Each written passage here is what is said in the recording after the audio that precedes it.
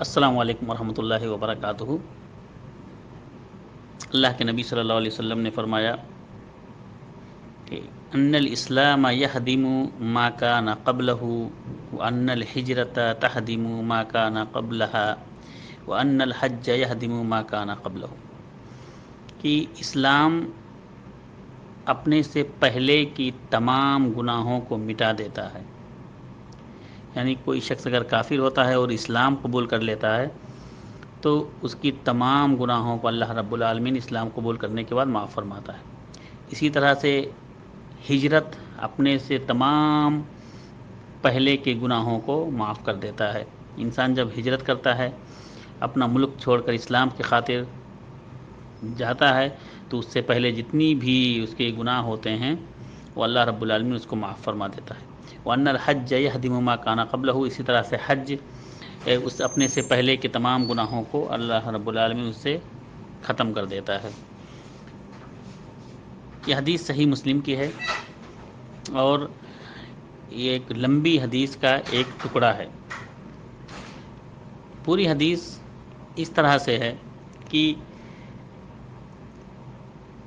ابن شماسہ عبد الرحمن بن شماسہ بن زیب مہری سے روایت ہے، کہتے ہیں کہ ہم عمرو بن عاص رضی اللہ تعالی عنہ کے پاس گئے اور وہ مرض الموت میں مبتلا تھے، یعنی مرنے کے قریب تھے۔ تو ان کے پاس بیٹھ کے بہت روئے، بہت دیر تک روئے اور منہ پھیر لیا دیوار کی طرف۔ ان کے بیٹے کہنے لگے، ابا جان آپ کیوں رو رہے ہو؟ تم کو کیا رسول اللہ صلی اللہ علیہ وسلم نے یہ خوشخبری نہیں دی کہ تم جنتی ہو؟ تب انہوں نے اپنا منہ سامنے کیا اور کہا کہ سب باتوں میں افضل ہم سمجھتے ہیں اس بات کی گواہی دینے کو کہ کوئی سچا معبود نہیں ہے سوائے اللہ رب العالمین کے، اور محمد رسول اللہ صلی اللہ علیہ وسلم اللہ کے بھیجے ہوئے بندے اور رسول ہیں۔ اور میرے اوپر 3 حال گزرے ہیں۔ ایک حال یہ تھا کہ میں نے اپنے آپ کو دیکھا کہ رسول اللہ صلی اللہ علیہ وسلم سے زیادہ میں کسی کو برا نہیں سمجھتا تھا، اور مجھے یہ آرزو تھی کہ میں کس طرح سے قابو پاؤں اور نبی کریم صلی اللہ علیہ وسلم کو قتل کر دوں۔ پھر اگر میں مر جاتا اس حال میں تو جہنمی ہوتا۔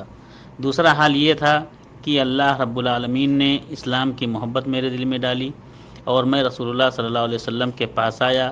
میں نے کہا کہ نبی کریم صلی اللہ علیہ وسلم آپ اپنا ہاتھ بڑھائیے تاکہ میں آپ کے ہاتھ پر بیعت کروں۔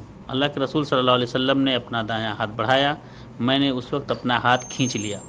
رسول اللہ صلی اللہ علیہ وسلم نے فرمایا، کیا ہوا تجھ کو اے عمرو؟ تم نے کہا ہاتھ بڑھاؤ، میں نے بڑھایا، پھر تم نے کھینچ لیا، کیا ہوا تم کو؟ میں نے کہا اے اللہ کے نبی صلی اللہ علیہ وسلم، میں آپ سے ایک شرط کرنا چاہتا ہوں۔ آپ صلی اللہ علیہ وسلم نے فرمایا، کیا شرط؟ میں نے کہا یہ شرط کہ میرے گناہ معاف ہوں۔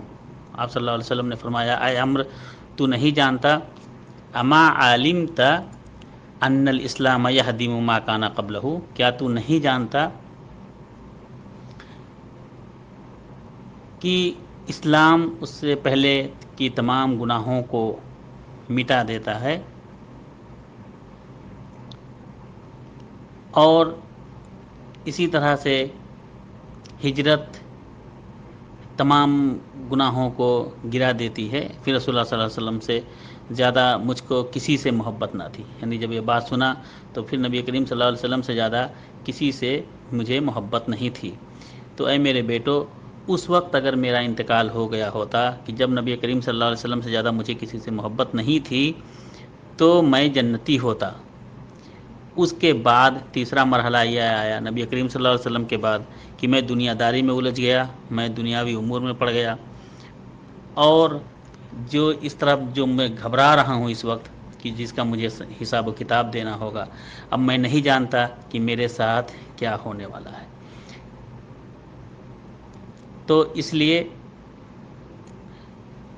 جب میں مر جاؤں تو میرے جنازے کے ساتھ کوئی رونے چلانے والا، نوحہ کرنے والا، پیٹنے والا نہ ہو اور نہ آگ ہو، اور جب مجھے دفن کرنا تو مٹی ڈال دینا مجھ پر اچھی طرح، اور میری قبر کے گرد کھڑے رہنا اتنی دیر جتنے دیر میں اونٹ کاٹا جاتا ہے اور اس کا گوشت تقسیم کیا جاتا ہے، تاکہ میرا دل بہل جائے تم سے، اور دیکھ لوں پروردگار کے وکیلوں کو میں کیا جواب دیتا ہوں۔